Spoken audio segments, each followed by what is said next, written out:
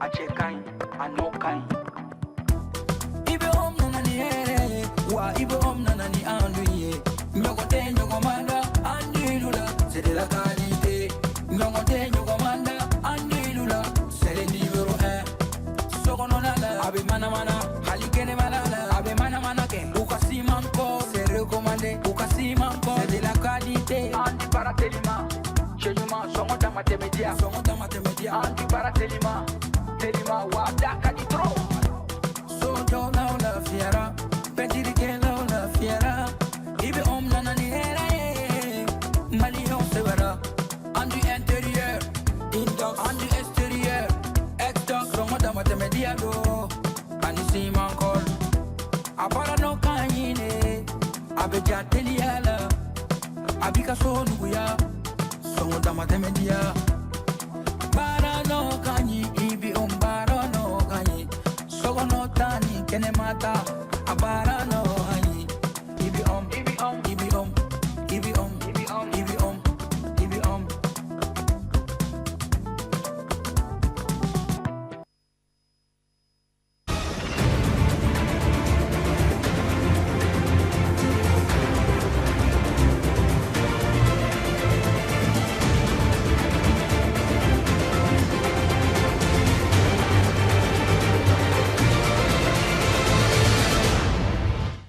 Clap de fin de la deuxième édition du Forum international de la diaspora ce samedi au CICB.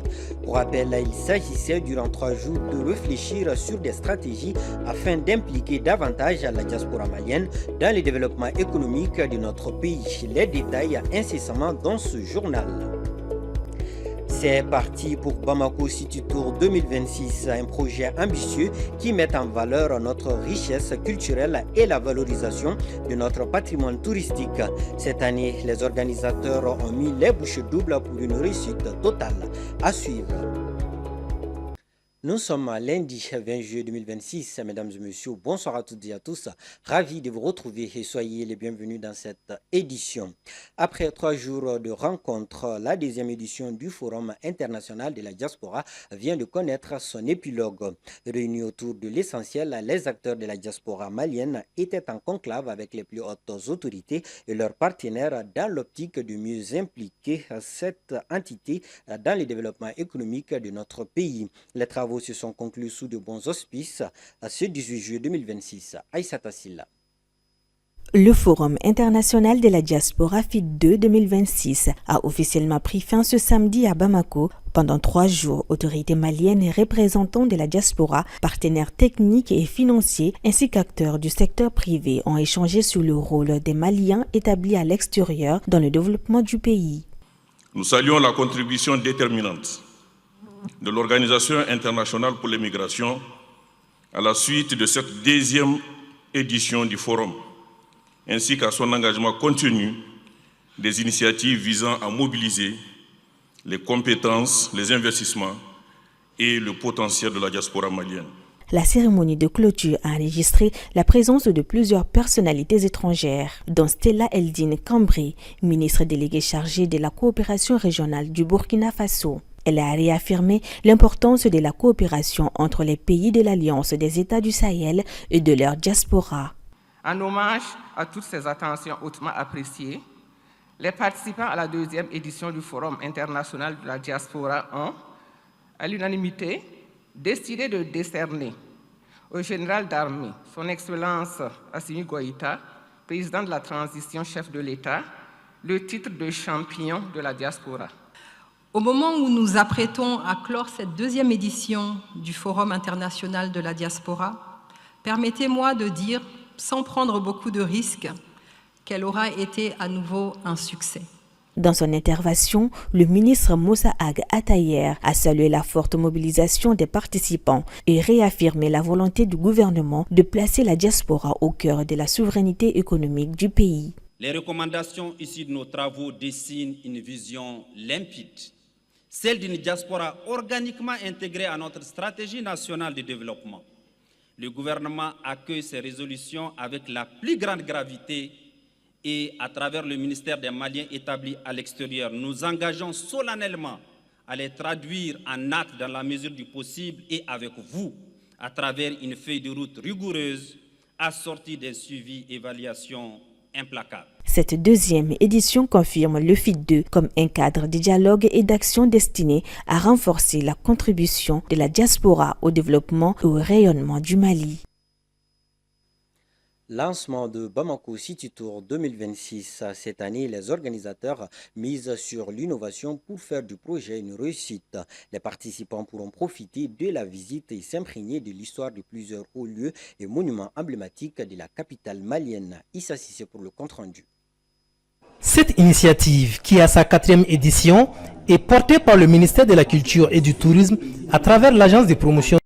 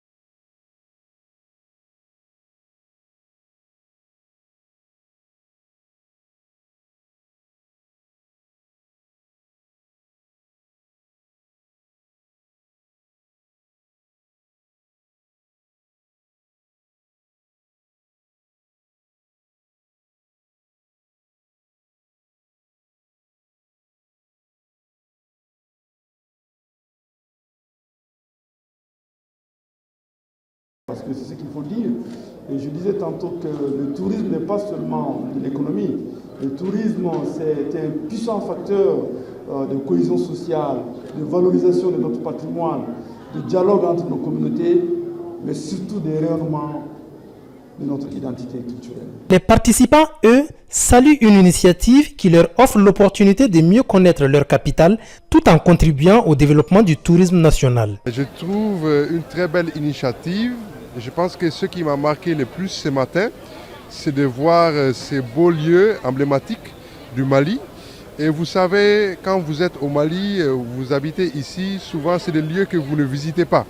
C'est des lieux touristiques pour les touristes. Or, je trouve que c'est important pour chaque citoyen de vraiment connaître son pays. Au-delà d'une simple visite de la capitale, Bamako City Tour se veut être une invitation à redécouvrir le patrimoine malien, à renforcer le tourisme intérieur et à faire de chaque Malien un ambassadeur de sa propre destination. Culture, toujours cette fois-ci à travers le 7e art, le réalisateur N'Golo Diarra met en lumière la résilience des personnes déplacées et la valeur de solidarité qui demeure au cœur de notre société. Ce documentaire qui met en avant le passé glorieux du Mali a aussi permis de rappeler le rôle important du cinéma dans la cohésion sociale et dans la construction citoyenne. Mamadou Diallo. D'une durée de 70 minutes, le film retrace le quotidien des personnes déplacées internes à travers le pays.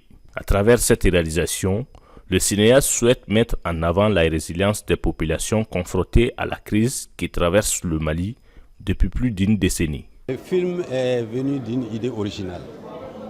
Dans mon travail, j'ai côtoyé tout le temps les déplacés.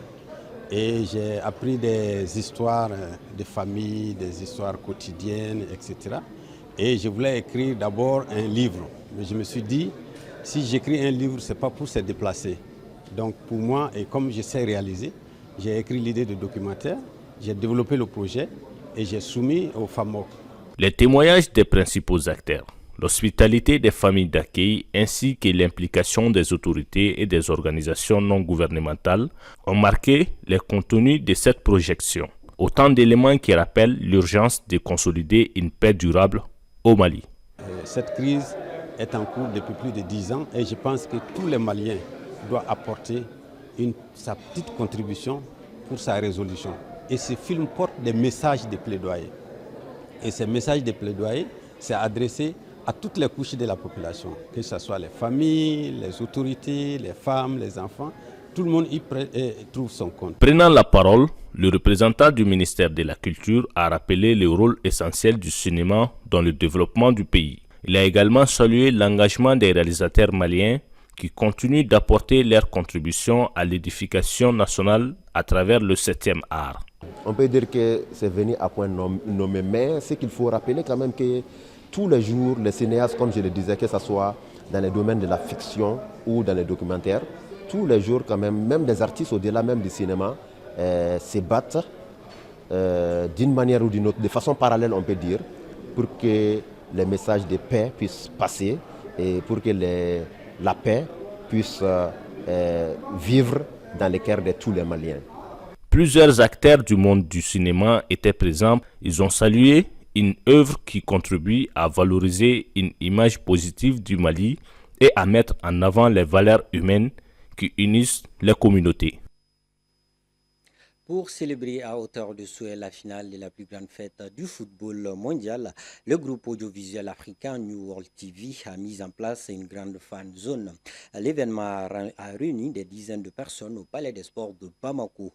Au-delà du caractère événementiel, le groupe audiovisuel africain a voulu rendre le sport accessible au plus grand nombre et de promouvoir des contenus pensés par et pour les Africains. Zaïdi Zouboy.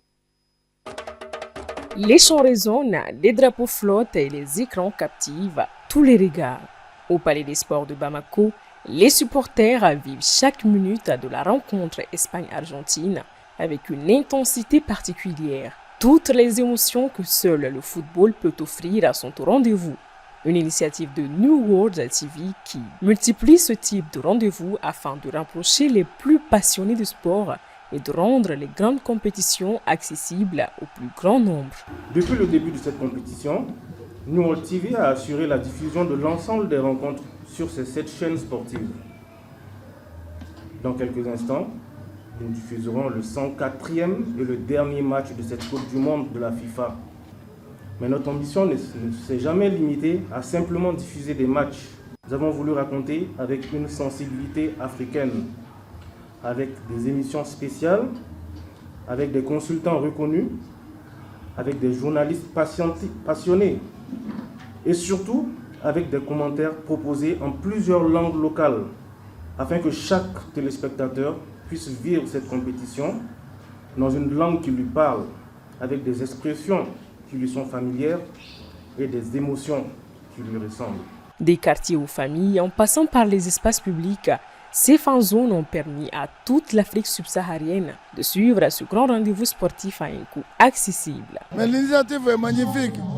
D'abord, cette structure, je crois, est la première structure africaine qui permet à diviser ces grands événements. En tant que supporter, ça m'a va droit au cœur. Et surtout, on a un ministre engagé pour le football. Un Africain qui parvient à avoir ces grands événements, vraiment on est content. Mon ami et moi sommes fans de Messi. Nous avons quitté Cathy pour venir supporter l'Argentine. Si des initiatives comme ça peuvent être multipliées, ça va être super. À travers cette démarche, le groupe audiovisuel entend valoriser l'Afrique en proposant des contenus qui reflètent ses réalités et ses ambitions. Notre objectif, c'est de faire de la télévision payante un accès à tous les Maliens. La télévision, ce n'est plus un luxe, c'est un besoin d'avoir les bonnes informations, d'avoir du divertissement, d'avoir de la passion, comme le football qui est notre produit phare. Une soirée placée sous le signe de l'unité et de la ferveur populaire qui confirme une fois de plus que le football reste un puissant vecteur de rapprochement entre les peuples et un langage universel qui fait vibrer tout un continent. Et c'est sur ces ambiances festives à qui nous référons cette édition. Restez connectés sur Advance TV. Merci de votre constante fidélité. Qu'Allah bénisse le Mali.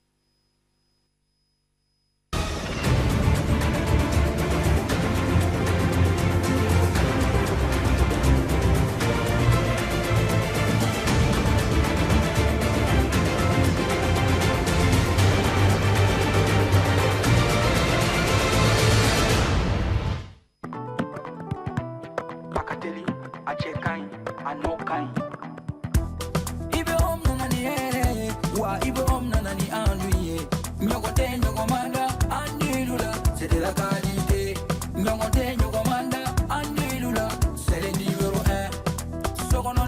Abe mana mana, halikene malala. Abe mana mana ke, ukasi manko, c'est recommandé. Ukasi manko, c'est de la qualité. Anti paratelima, chez Yuma, songo dans mathémédia. Songo dans mathémédia. Anti paratelima, telima wada kaditro.